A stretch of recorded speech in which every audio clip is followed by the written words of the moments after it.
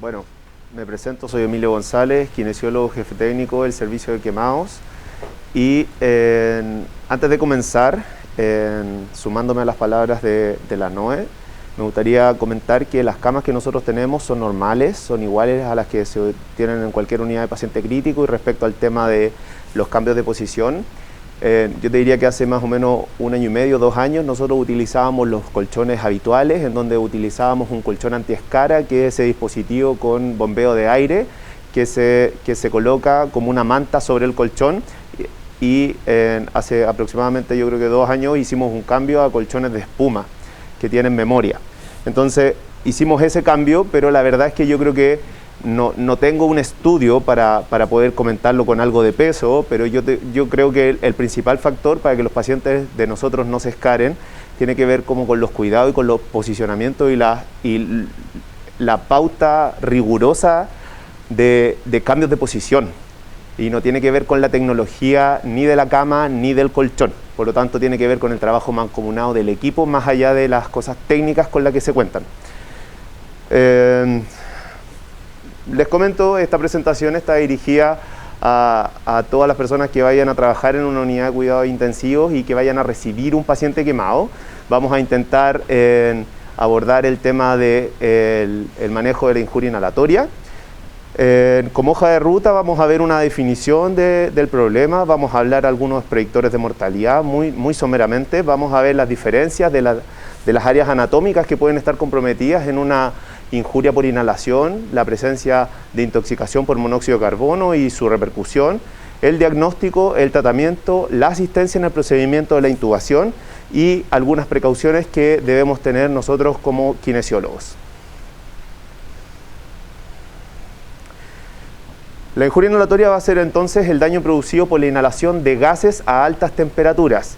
Pongo esta imagen de los saunas finlandeses. Los finlandeses tienen la costumbre y la cultura de tomar saunas, y nosotros sabemos que la vía aérea superior es un órgano que disipa muy fácilmente y de muy buena manera el calor.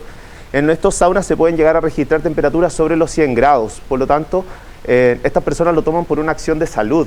Por lo tanto, no es el fuego ni es la temperatura, sino que son los gases a altas temperaturas que se inhalan y que finalmente generan una impactación dentro de todo el árbol tráqueo-bronquial, ya sea en la vía aérea superior, media o más distal o más proximal, y esto va a generar un proceso inflamatorio. Por lo tanto, no es el calor y tiene que ver con la presencia de humo o material particulado de la combustión incompleta, ya sea de elementos que pueden tener elementos plásticos que van a generar algunos desechos, ¿ya? ¿Qué es lo que va a pasar con nuestros pacientes? Nosotros vamos a tener a un paciente que va a generar, por tener injuria inhalatoria, un aumento de la mortalidad. O sea, nosotros vamos a ver que dentro del grupo de las personas que tienen injuria inhalatoria, vamos a tener un aumento de la mortalidad solo por tener esto como un factor.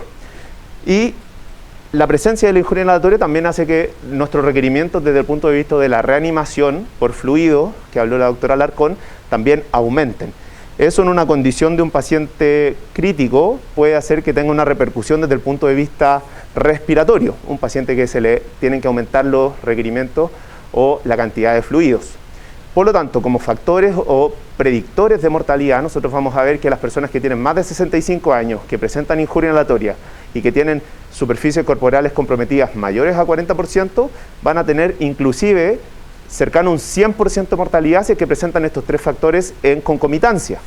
Por lo tanto, de ahí la importancia que nosotros como kinesiólogos y como personales de salud podamos reconocer tempranamente este elemento. Dentro de las áreas anatómicas que pueden estar comprometidas, nosotros podríamos hacer una división supraglótica, tráqueo-bronquial y ya más de parénquima. A nivel supraglótico, nosotros vamos a ver en esa zona el daño directo por el agente térmico. Vamos a ver que los labios están edematizados, que la vía aérea puede estar eritematosa, y ahí vamos a ver que se van a generar una obstrucción del flujo, se puede desprender también un poco de la mucosa, y vamos a tener algunas diferencias por las edades.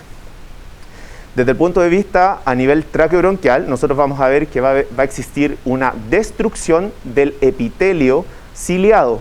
También va a afectarse el transporte mucociliar, que finalmente es la barrera que protege a nuestro sistema respiratorio. Por lo tanto, vamos a tener una afectación por un lado en la piel y vamos a tener también una afectación sobre el principal mecanismo de defensa del sistema respiratorio, que es el transporte mucociliar. Esta situación puede generar la creación de moldes de fibrina, ya que la impactación de estas partículas de hollín o humo sobre las paredes va a generar un proceso de inflamación, descamación, aumento de la cantidad de reactividad bronquial y la producción de moco, y se van a formar tapones que van a generar alteraciones tipo chant. Esto puede generar a modo general broncoconstricción, un aumento de la permeabilidad general porque tenemos un proceso inflamatorio y una falla respiratoria. Aquí les muestro cómo en una fibrobroncoscopía se observa la presencia de hollín en la carina, en donde nosotros podemos ver específicamente que está enrojecido, hay un epitelio que también está descamado, y en la imagen inferior y en la que está a su derecha, ustedes pueden ver cómo se generan estos verdaderos moldes en donde se ha generado un tapón. O sea, nosotros por mucha quine que intentemos hacer sobre esta zona, puede que no tengamos una repercusión y que clínicamente vayamos viendo cómo progresivamente el intercambio de nuestros pacientes se dificulta, aumentan las presiones de vía aérea, y esto finalmente, como se mencionó también en la mañana, puede que tenga una resolución como una intervención de la fibrobroncoscopía, ya sea por un lavado broncoalveolar o por una fibrobroncoscopía para poder hacer un tratamiento, ya no utilizada como un diagnóstico, sino utilizada como un tratamiento terapéutico. La última fase va a ser la fase que tiene que ver con la zona del parénquima pulmonar, en donde nosotros vamos a ver que el flujo vascular a esa zona está hiperaumentado, entre 10 o 20 veces. Por lo tanto, va a haber una liberación importante de elementos inflamatorios a nivel ya sistémico. Y es así como vamos a ver repercusión sobre el edema pulmonar que se va a generar, un daño celular y tisular, pérdida del surfactante, disminución de la estabilidad alveolar, y por lo tanto también podrían ocasionarse atelectasias masivas. Respecto de la exposición al monóxido de carbono, nosotros sabemos que es inodoro, inoloro, insípido, no irrita, se genera por la combustión incompleta, va a tener una afectación con la carboxihemoglobina, y nosotros sabemos que a medida que el tiempo avanza, la afinidad por el monóxido de carbono es tan rica, de hecho ahí dice que la afinidad es entre 230 a 270 veces mayor a la que tiene con el oxígeno.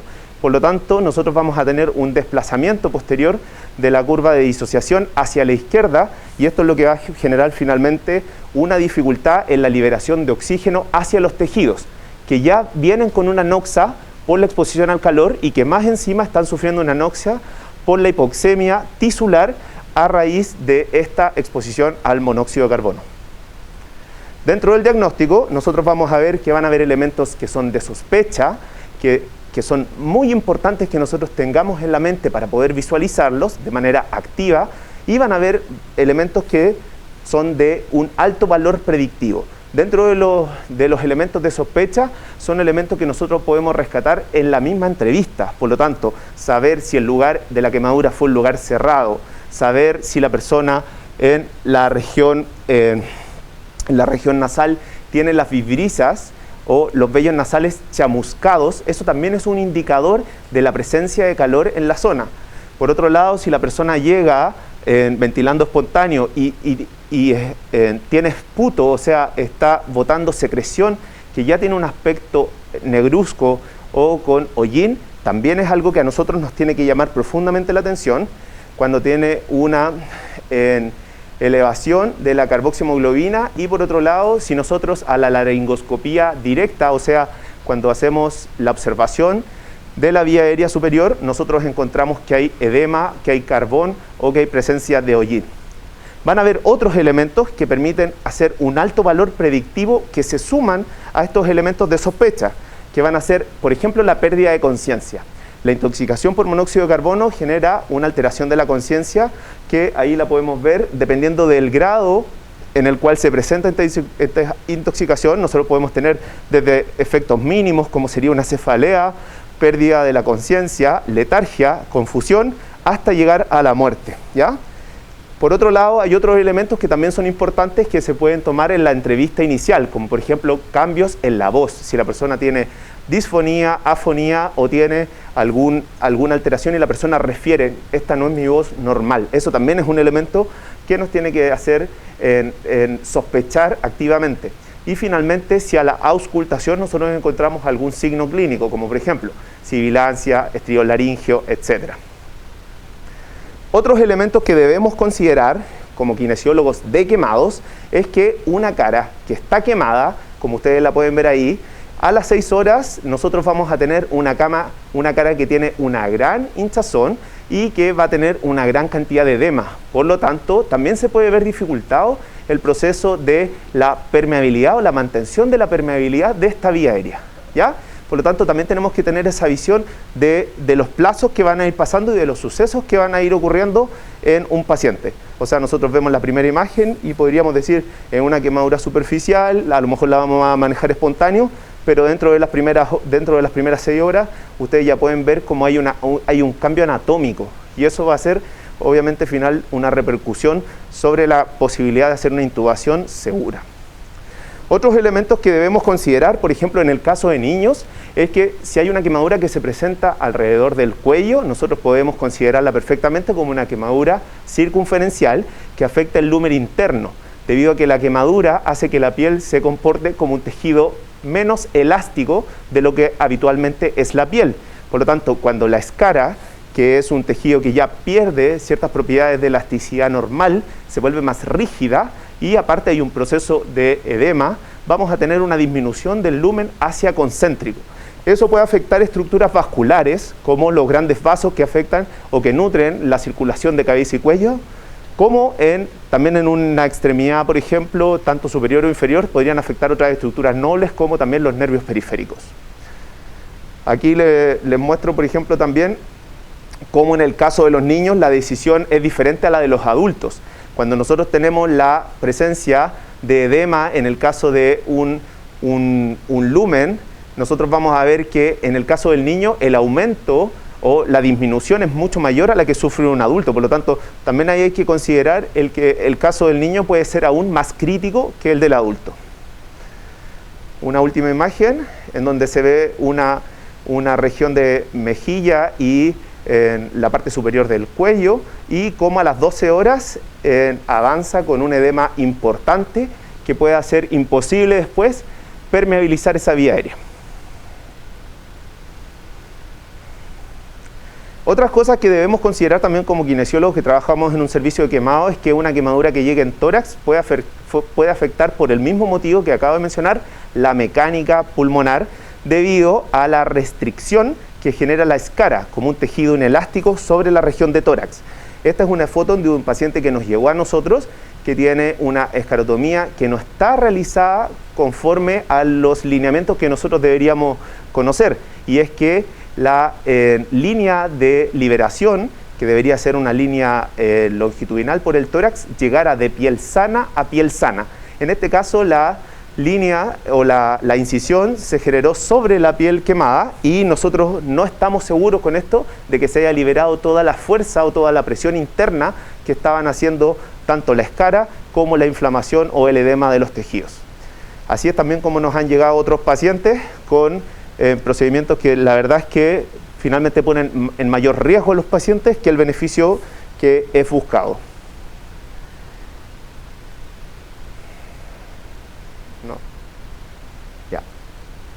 ¿Qué es lo que ocurre cuando tenemos una quemadura que pudiera afectar de manera circunferencial una estructura tubular? Me refiero con esto al cuello, al tronco, a cualquiera de los miembros superiores o inferiores. Nosotros vamos a tener una presión concéntrica que va a afectar finalmente la capacidad de entregar los nutrientes debido al torrente sanguíneo. Esto puede afectar, por ejemplo, si una persona se quema la región de brazo, podría perfectamente esta persona perder la mano si es que no tiene la perfusión adecuada hacia distal. Y es por eso lo importante que nosotros podamos reconocer. Si esto llega a ocurrir en tórax, nosotros podríamos ver inclusive en la gráfica pulmonar que nos refleja el ventilador un patrón restrictivo, ¿ya? En un paciente sano que solamente tiene una escara encima. Ahí se puede ver cómo se realizó un procedimiento adecuado que puede permitir a nosotros estar seguros que se liberó toda la tensión desde piel sana, acá en la región de la ingle, hasta piel sana. También se puede ver cómo se realizó en la extremidad superior también. Y bueno, hay un mapa que son las líneas de Langer en donde ustedes pueden conocer en dónde se realizan estos procedimientos, ¿ya? Está dibujado para todo el cuerpo. Entonces, ¿cómo vamos a tratar o cómo vamos a responder activamente ante la injuria inhalatoria o ante su sospecha? Primero vamos a hacer la sospecha con los elementos de sospecha, más los elementos que nos dan un alto factor predictivo. Vamos a ver si una persona tuvo una injuria química. ¿Cuándo puede ocurrir una injuria química? Cuando, por ejemplo, un paciente vomita en pabellón y tiene una aspiración de contenido gástrico. Eso puede generar una neumonitis química que desencadene también una injuria inhalatoria. Un envenenamiento por monóxido, una pérdida del nivel de conciencia cuando a una persona le cae el Glasgow entre 8 o menos de 8, esa es disquisición médica si es 8 o menos de 8, pero ese paciente debería tener indicación de intubación porque no está protegiendo vía aérea. Y por otro lado, el daño termal importante. Si nosotros vemos que hay una persona que estuvo en exposición a fuego directo, también podríamos sospechar que el daño termal en la vía aérea superior podría generar después una dificultad mayor. Entonces, eso es un primer alerta para nosotros. ¿Qué es lo que vamos a hacer? Iniciar el proceso de monitorización. Vamos a evaluar la mecánica, vamos a ver la saturación, vamos a ver los gases arteriales y vamos a ver la necesidad de intubación para proteger la vía aérea. Finalmente, ¿qué es lo que se utiliza principalmente en la unidad? En secuencia de intubación rápida, hiperoxigenar a los pacientes al 100%.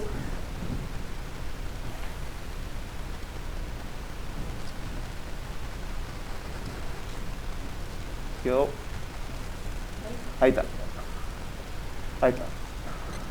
Entonces, ¿qué es lo que elegimos? Secuencia rápida, hiperoxigenar a los pacientes al 100%, pensando en que van a tener un desplazamiento de la curva de disociación hacia la izquierda, un posicionamiento del paciente que sea antiedema, en este caso que la cabecera de la cama, como también lo mencionó Noé, siempre esté entre 30 y 35 grados de manera permanente.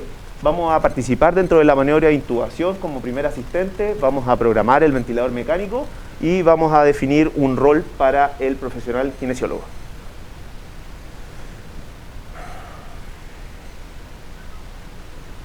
Dentro de los elementos que vamos a utilizar, vamos a considerar el procedimiento de intubación. Vamos a ver que los tubos son estándar, pero pueden diferir en la altura a la que nosotros ingresamos el tubo, dependiendo si es una mujer o un hombre. Habitualmente la mujer a 21 o 22 centímetros y el hombre entre 23 y 24, pudiendo ser hasta 25 centímetros. Nos interesa también conocer el valor de protección que tiene el neumotapón, por lo tanto vamos a también hacer un chequeo previo antes del procedimiento de intubación, y algunos tubos van a tener también un puerto de aspiración que va a permitir la aspiración de las secreciones que se van acumulando sobre el balón. Otra cosa que vamos a revisar es hacer una asistencia ventilatoria preintubación cuando el paciente ya está con sedación y con relajo, y le vamos a dar oxígeno al 100%, vamos a mantener su vía aérea permeable y vamos a participar del procedimiento mediante la asistencia. Vamos a preparar el campo, vamos a estar con el enfermero y el TENS, el médico va a ser el primer operador. Vamos a intentar asistir al médico para que logre la mejor visualización. Casi siempre esto se logra haciendo coincidir los tres ejes, tanto el laringio, el faringio y el oral. Por lo tanto, ahí también podemos debemos tener una muy buena comunicación con el profesional médico para asistirlo de la mejor manera. Lo otro que debemos hacer es que podemos hacer una maniobra de asistencia que se llama burp, que es hacer un desplazamiento de la región de la laringe, en donde nosotros llevamos la tráquea, la región del cartílago tiroides, hacia atrás, hacia arriba y hacia la derecha, permitiendo la mejor visualización de la región de los pliegues vocales. Y finalmente vamos a participar en otra forma que se puede realizar este procedimiento es cuando el médico decide hacer una laringoscopía bimanual y él realiza el procedimiento, y cuando él ya ha logrado la visualización te pide que tú sostengas donde él ha generado esa visualización, ¿ya? El tubo ya está probado, ya está chequeado el balón, y nosotros ahí vamos a proceder a realizar la primera conexión para ver si el paciente logra mejorar la saturación. Esto es prácticamente inmediato. Se ve si se hace capnografía o capnometría, y después se conecta al paciente hacia el ventilador, y es así como nosotros tenemos nuestras unidades. Nuestras unidades son como un hospital, yo creo que deben ser muy similares al de ustedes. No tenemos grande espacio. Ahí ustedes pueden ver cómo nuestro paciente está con ventilación mecánica, con 2 torres de bomba, con un dispositivo cardíaco, está con un paico, y está también con una máquina de diálisis. Por lo tanto, no tenemos tampoco gran espacio, y eso yo creo que responde a la pregunta del colega, que la cama es igual, y la verdad es que tiene más imaginación y un trabajo bien organizado, más que elementos de una alta tecnología. Dentro de las precauciones de la intubación, nosotros vamos a ver que la distancia a la que queda el tubo es importante, ya que puede caer hacia una ventilación dirigida hacia uno de los bronquios. Por lo tanto, también tenemos que hacer una auscultación y después chequearlo con un rayo, medir la distancia del tubo, del extremo distal del tubo hacia la carina. Siempre, ya lo mencionó Jacqueline, debemos favorecer que el tubo que se coloque en un paciente quemado adulto sea 8.5. Esto no por la necesidad del ventilatorio del paciente, sino que precaviendo que ese paciente probablemente va a tener procedimientos como un lavado broncoalveolar, una fibrobroncoscopía, que requieren que el tubo tenga este diámetro. Vamos a hacer la fijación, también ya lo mencionó Carlos. La fijación debe ser a diente o a encía, porque habitualmente nuestros pacientes tienen cara quemada, por lo tanto cualquier dispositivo que esté en la cara puede generar una profundización de esas lesiones. Debemos también procurar la presión del CAF. Pensemos que estos pacientes habitualmente tienen un trauma térmico asociado, por lo tanto si nosotros aumentamos la presión vamos a generar más isquemia y posiblemente mayor daño. Otra cosa es que vamos a mantener la cabecera del paciente, y respecto del rol de haber participado en todo este procedimiento, subrayo el tema de la permeabilización, porque nosotros nos encontramos con esto. Cuando nosotros habitualmente tenemos un paciente de ingreso, muchas veces llegamos y sacamos realmente carbón, ¿ya? Entonces ahí se tiene que diferir el envío del primer CAET, por ejemplo, porque esta muestra no va a ser procesada, no va a tener ningún valor. Por lo tanto, es esa la precaución que nosotros debemos tener durante el procedimiento. A modo muy general, para programar el ventilador mecánico, decir que vamos a establecer 3 pasos. Siempre medir al paciente. Si bien nosotros podemos hacer una programación inicial, se recomienda siempre medir al paciente, porque si no consideramos que estamos ventilando al paciente a ciegas. Vamos a calcular su peso ideal en base a su talla. Eso hay tablas que las podemos compartir. Yo estoy seguro que acá también las manejan. Después vamos a programar habitualmente cuando estos pacientes se sigue una secuencia rápida. Estos pacientes ya están sedados, por lo tanto los vamos a conectar bajo una modalidad volumen control. No aplicar un PIP mayor a 8, tenemos que también tener en consideración que el volumen, si bien estos pacientes no se manejan con volúmenes ni muy bajos ni muy altos, nosotros tenemos que manejarnos desde medios hacia abajo porque podría generar también un mayor problema como una sobredistensión. Por lo tanto, elegimos casi siempre estrategias entre 6 y 7 ml de kilopeso para los pacientes. Después medimos todo lo que tiene que ver con la mecánica, intentamos establecer driving menor a 11 y compliance sobre 35 es lo ideal. ¿Y cuál es la importancia de todo esto? Es que nosotros sabemos la meta que tenemos. O sea, nosotros participamos de la llegada del paciente. Acá ustedes ven, lo mencionó Noé también, lo mencionó Carlos. Hicimos un posicionamiento en fase 1, lo que significa que el paciente cuando llegó, nosotros dejamos, por ejemplo, este paciente tenía esta mano quemada, nosotros acá la podemos ver, nosotros la dejamos inmediatamente en alto, preveyendo que esa mano vaya a comportarse con un edema. Finalmente esa mano se puede profundizar y las quemaduras intermedias en planos intermedios finalmente también se podrían profundizar. Por lo tanto, si nosotros evitamos que esa mano se profundice o se dematice, nosotros podríamos estar ayudando a que la zona de Jackson, la zona intermedia, pudiera epidermizar de manera espontánea. Por lo tanto, es una búsqueda activa sobre ciertos elementos. Otra cosa que nosotros podemos participar es que nosotros podemos hacer movilización bajo pseudoanalgesia profunda en pabellón, y es ahí una imagen en pabellón. Después hacemos todo un manejo que tiene que ver durante el proceso hospitalario. Esta persona después cuando repone su cubierta cutánea se hace un vendaje inicial con Moltopren. Después cuando ya le entregan su sistema elástico compresivo, muchas veces nos pasan que los pacientes tienen larga data y se quedan con nosotros un par de meses. Por lo tanto, el uso del sistema compresivo después está soportado y ayudado mucho por el trabajo de TENS y de enfermería. Nosotros trabajamos y tenemos que trabajar de la mano. La actividad que pueda hacer el kinesiólogo o el terapeuta ocupacional van a ser muy pocas en función de la gran necesidad que tiene el paciente. Por lo tanto, es un trabajo en equipo. Después ya tenemos pacientes que van a realizar ciertas actividades, como por ejemplo, acá este video no prende, pero ahí tenemos una ex sala de intermedio, en donde los pacientes están haciendo una actividad motora guiada por kinesiólogos, ejercicios, cada uno en su cama, estamos haciendo kinemotora. Acá tenemos un paciente que está haciendo una actividad bimanual colaborativa con elementos propios de la atención de paciente. De hecho, esa es una sonda de aspiración que la cortamos y le permite a la persona hacer enhebrar. Y en esta última imagen aparece una paciente que para Navidad hizo tarjetas de Navidad y después se las entregó a su familia.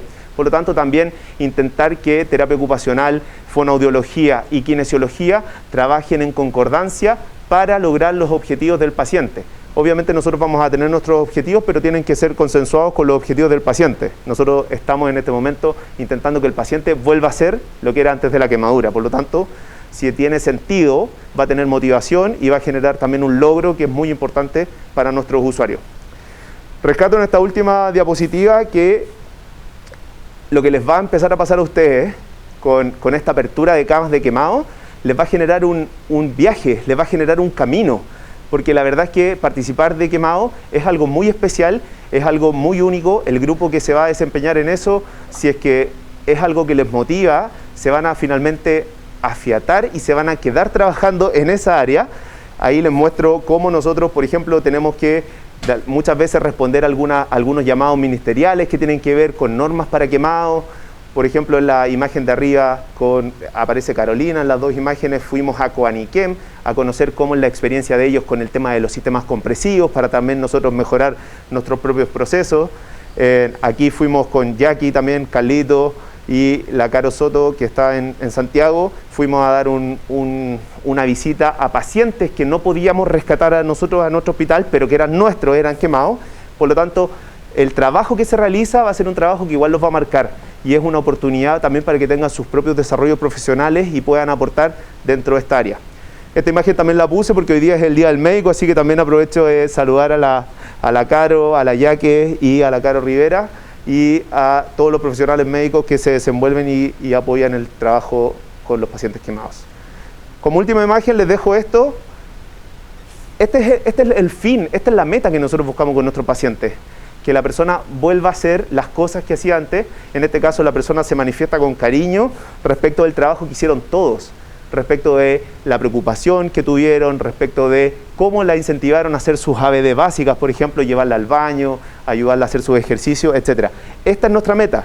Nosotros, cuando llega el paciente quemado, nosotros sabemos la meta. Por lo tanto, todas esas pequeñas acciones van contribuyendo a que se logre esa meta al final del proceso. Les doy las gracias, ahí están en las redes sociales para que podamos seguir en contacto y a la tarde podemos hacer el práctico con las necesidades que también tengan ustedes. Muchas gracias.